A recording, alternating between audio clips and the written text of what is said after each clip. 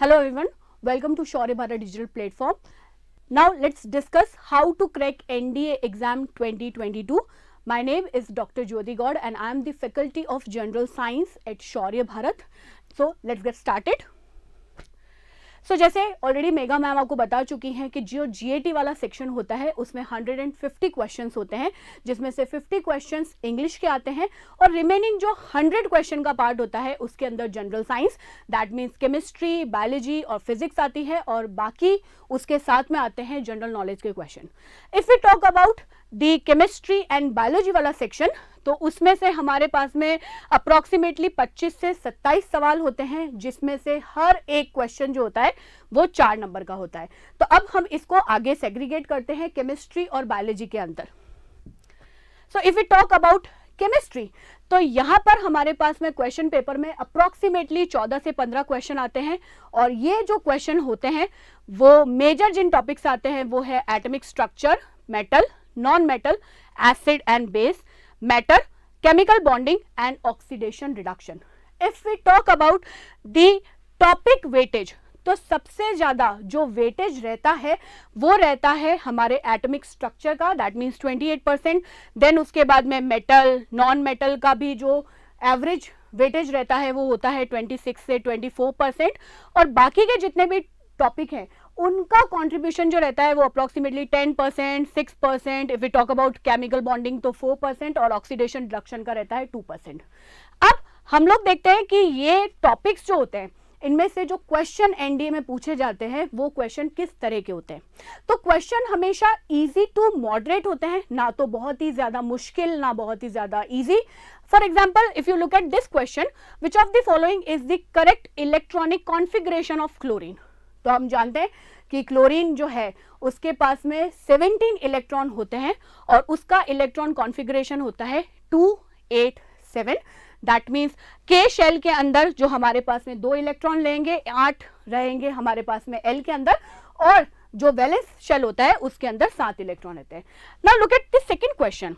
Oxygen on reaction with non metal form oxide which are basic, acidic, amphoteric और neutral.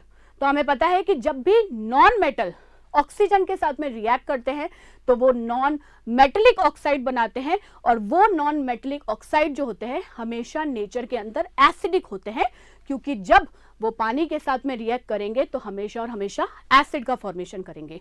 तो ये रहा हमारा वो पूरा पार्ट जो कि केमिस्ट्री से आता है. Let's move to the biology section.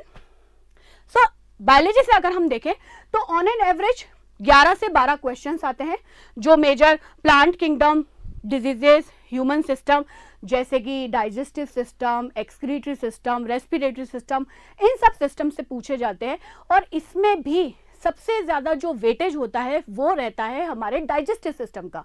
उसके अलावा जो दूसरे टॉपिक्स हैं जिनसे क्वेश्चंस पूछे जाते हैं वो है cell, animal kingdom, nutrient, human blood, ecology, endocrine system और genetics. Now let's move to the topic weightage.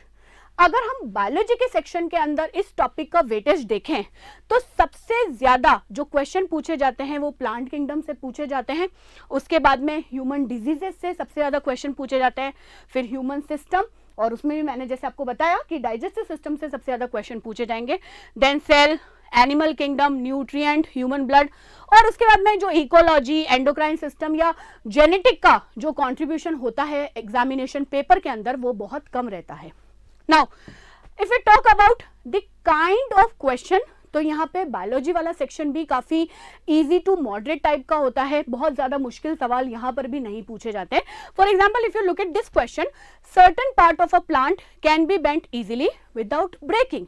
Now this flexibility in certain part like leaf and stem can be attributed to the abundance of.